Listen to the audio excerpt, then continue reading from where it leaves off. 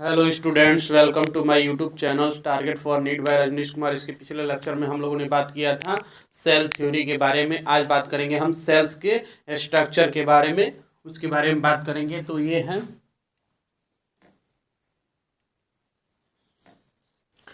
है सेल्स, और सेल्स के ये जो होता है ये मेम्ब्रेन को हम सेल मेम्ब्रेन कहते हैं।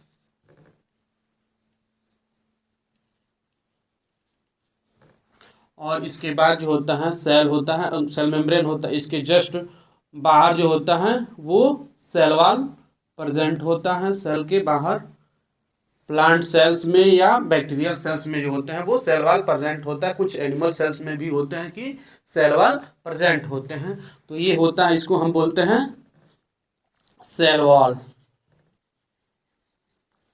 और इसके जस्ट बाहर जो होता है एक ग्लाइकोकैलिक्स की लेयर होती है।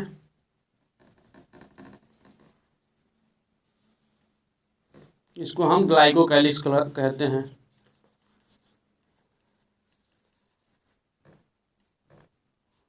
कैलिक्स कहते हैं।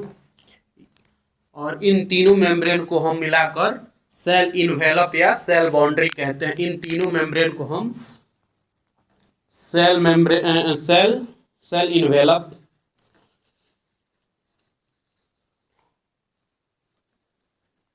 या सेल बाउंड्री कहते हैं।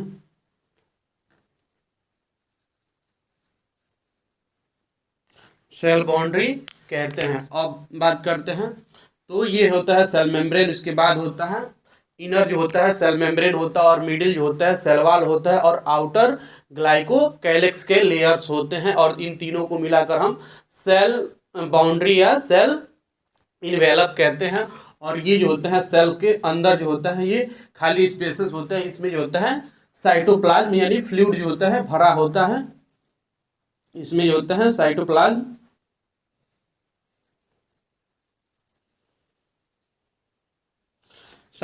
भरा होता है। और इस साइटोप्लाज्म के अंदर जो होता है एंजाइमेटिक रिएक्शन होते रहते हैं। केमिकल रिएक्शन या एंजाइमेटिक रिएक्शन जितने भी होते हैं वो साइटोप्लाज्म के अंदर होते हैं।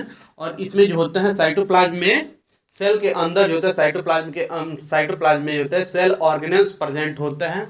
जैसे कि न्यूक्लियस प्रेजेंट होता है।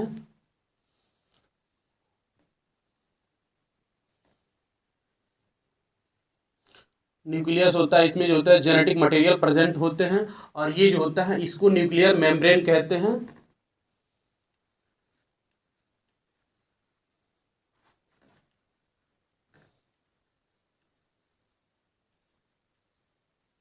और इसको हम जेनेटिक मटेरियल कहते हैं। जेनेटिक मटेरियल कहते हैं, जेनेटिक मटेरियल्स प्रेजेंट होता है। इसको हम न्यूक्लियस कहते हैं। टोटल को हम क्या कहते हैं? न्यूक्लियस कहते हैं। न्यूक्लियस। और न्यूक्लियस के जस्ट न्यूक्लियर के आउटर मेम्ब्रेन भी होता है और इनर मेम्ब्रेन होता है। इनके बीच में जो होते हैं स्पेसेस पाए जाते हैं, और उसको हम पेरी न्यूक्लियर स्पेस कहते हैं। ये आउटर मेम्ब्रेन और इनर मेम्ब्रेन के बीच में जो होते हैं स्पेसेस पाए जाते हैं, जो कि जिसको हम पेरी न्यूक्लियर स्पेस कहते हैं। और आउटर न्यूक्लियर मेम्ब्रेन से जो होता है वो एंडोप्लाज्मिक रेटिकुलम जो होता है इनवेजिनेशन इनफोल्डिंग होता है, जुड़ा होता है आउटर मेम्ब्रेन से, ऐसे जुड़ा होता है। और ये जो होता है इसको हम एंडोप्लाज्मिक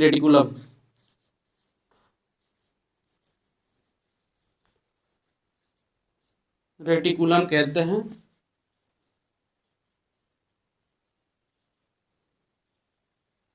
और एंडोप्लाज्मिक रेटिकुलम जो होता है वो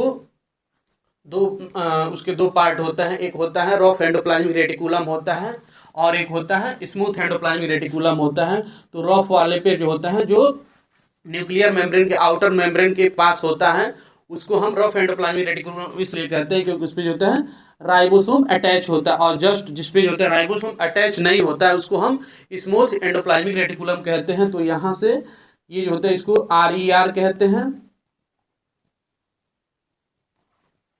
ये RER होता है यहाँ से यहाँ तक, जिसपे राइबोसोम अटैच होते हैं, और जिसपे अटैच, जिस एंडोप्लाज्मिक रेटिकुलम पे राइबोसोम अटैच नहीं होते हैं उसको हम स्मूथ एंडोप्लाज्मिक रेटिकुलम कहते हैं।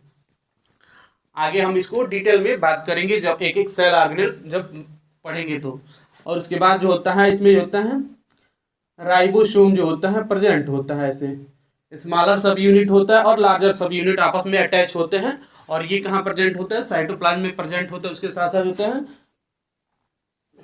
ये होता है राइबोसोम।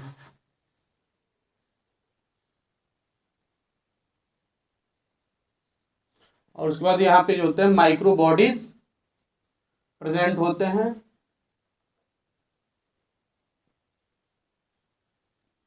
माइक्रो बॉडी प्रेजेंट होते हैं। उसके साथ साथ होता है यहाँ पे सेल डिवीजन के लिए होते हैं सेंट्रोसोम पाए जाते हैं, सेंट्रोसोम प्रेजेंट होता है। उसमें जो होता है सेंट्रियोल होता है परपेंडिकुलर टू ईच अदर होता है, और सेंट्रोसोम में जो होता है विदाउट मेम्ब्रेन का होता है, ये होता है सेंट्रोसोम।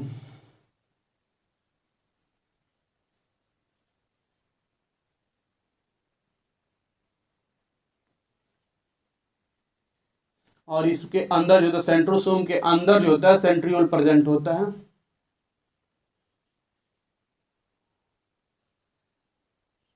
प्रेजेंट होते हैं।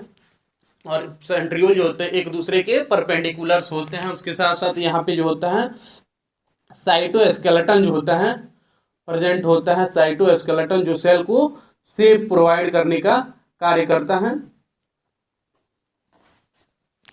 और उसके बाद जो होता है ये होता है प्लास्टिड, इसमें जो होते हैं प्रेजेंट होते हैं, और प्लास्टिड जो होते हैं वो डबल मेम्ब्रेन्स होते हैं, प्लास्टिड यानी क्लोरोप्लास्ट कहें।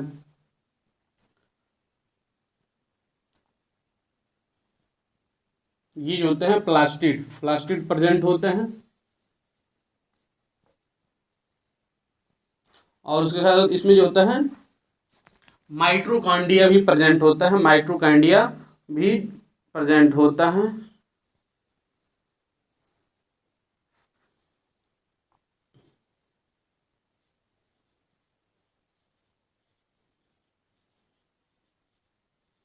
माइटोकॉन्ड्रिया प्रेजेंट होता है। उसके साथ यहाँ पे जो होता है एंडोप्लाज्मिक रेटिकुलम जो होता है उसके जस्ट बगल में जो होता है गोल्जी बॉडी प्रेजेंट होता है, जो कि सिस्टर्नी का बना होता है।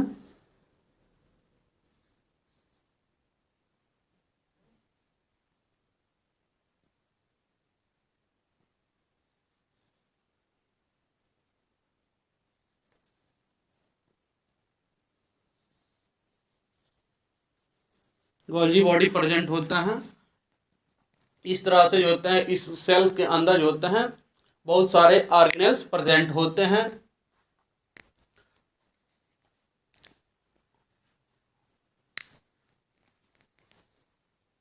और गोल्जी बॉडी के जस्ट बगल गोल्जी बॉडी जो होता है प्रेजेंट होता है। उसके बाद जो होता है इसमें भी लाइसोसोम प्रेजेंट होता है, जो कि सिंगल मेम्ब्रेन्स होते हैं, इसमें जो होते हैं हाइड्रोलिटिक एंजाइम भरे होते हैं।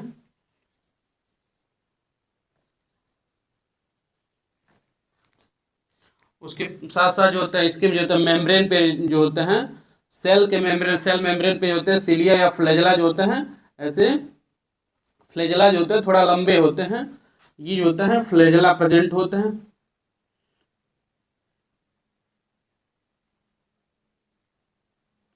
फ्लैजेला प्रेजेंट होते हैं। और ये और जो होते हैं इसी मेम्ब्रेन पे होते हैं सिलिया जो होते हैं छोटे छोटे जो होते हैं हेयर लाइक स्ट्रक्चर होता है, जिसको सिलिया कहते हैं। इसके मेम्ब्रेन पे जो होता है सिलिया भी प्रेजेंट होते हैं, जो कि मूवमेंट में हेल्प करते हैं। आगे हम बात करते हैं इस सेल्स के अंदर जो होता है वैक्यूल्स पाया जाता है, वैक्यूल्स पाया जाता है, जिसके अंदर जो होता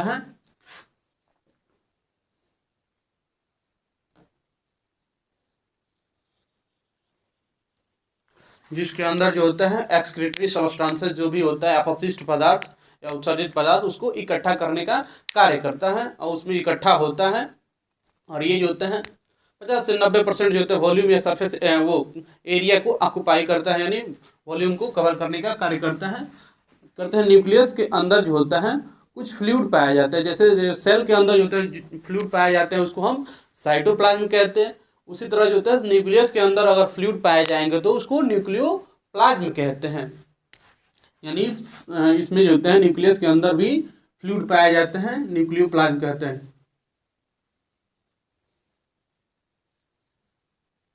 जिसको हम न्यूक्लियोप्लाज्म कहते हैं। और न्यूक्लियस के सरफेस पे भी राइबोसोम अटैच होते हैं।